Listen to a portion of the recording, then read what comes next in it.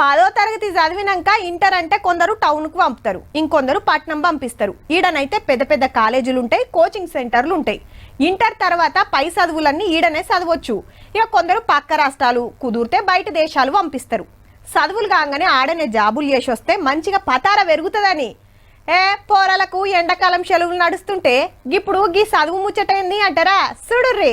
దేవదేవుడు పంపగా ఇలా దేవతే మా అంట ఎడ్డి గొడి పెట్టేనా వచ్చిందమ్మా ఎదోరు వైబమ్మ. పాట మస్తు వాడుతుందిలే, కానీ వీళ్ళెవ్వరికి తెలుగు రాదు. మన రాష్ట్రం కాదు, మన భాష కాదు. కాశ్మీర్ కెళ్లి పెద్ద చదువుల కోసం పట్నం వచ్చిండ్రు. బోయిగూడ గవర్నమెంట్ నర్సింగ్ కాలేజీలో చదువుతున్నారు.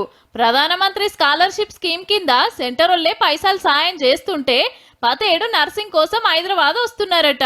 గట్ల 32 మంది ఉంటున్నారు ఈడ. వీళ్ళ చదువులు మంచి చెడ్డ అన్ని ఈ మేడాలు చూసుకుంటున్నారు. వచ్చిన కొత్తలా ఈడ మనం ఉండు అవుతుందా అనుకునేదట. ఎందుకంటే కాశ్మీర్ అంటే మొత్తం బర్పుకొండలేనాయే, చల్లటి వాతావరణం, ఈడనేమో గర్మి ఉంటది. ఫస్ట్ లో వచ్చినప్పుడు వాళ్ళు బాగా సిక్ అవుతుంటారు. కొంతమందికి లో బీపీ ఉంటుంది, హై బీపీ అంటారు, బ్లిస్టర్స్ వస్తుంటాయి. ఆ heat Climate, it's totally different from the Kashmir. It's very hot, very hot. Now we are habituated with this environment. Kashmir అందాలు చూస్తానికి ఎక్కడెక్కడికెళ్ళో టూరిస్టులు పోతుంటే అక్కడికెళ్ళి ఇల్లు చదువుల కోసం వస్తున్నారు. వాళ్ళ తిండికి మన తిండికి మస్తు ఫరాక్ ఉంటది. మళ్ళా like salt in tea 2 times a day, first in the morning with chapati, and we would eat boiled eggs, noon chai and chapati, and afternoon rice only. తిన్నవా? ఏం చేస్తున్నారు? కాశ్మీర్ కెళ్లి పతేడు 5,000 మంది బయటి రాష్ట్రాల చదువుతుంటే నర్సింగ్ కోసం ఇల్లు Hyderabad వస్తున్నారన్నట్టు.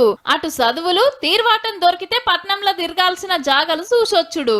Like Ramoji Film City, Charminar, Chomana Palace. In 4 years I have explored whole Hyderabad, I think.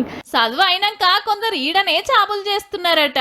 వేరే పిల్లలతో మింగిల్ అయినప్పుడు వాళ్ళకి చాలా టాలెంట్స్ ఉన్నాయి. పోయట్రీ బాగా రాస్తారు, ఇమీడియట్గా స్పాంటేనియస్గా పోయట్రీ చెప్పేస్తారు, షాయరీస్ చెప్తారు. అన్ని విధాలుగా మన పిల్లలతో ఈక్వల్గా మనం ఇంకా మాట్లాడాలంటే వీళ్ళే ముందుంటారు, ఇంకా సపోర్టివ్గా ఉంటారు ఎడ్యుకేషన్లో కానీ. కానీ ఏడ కాశ్మీరు ఏడ హైదరాబాదు 1000 కిలోమీటర్ల దూరం వచ్చి ఇక్కడి తిండి వాతావరణానికి అలవాటు పడి చదువుల కోసం గిట్ల తిప్పలు పడుతున్నారంటే గిరేట్ కదా.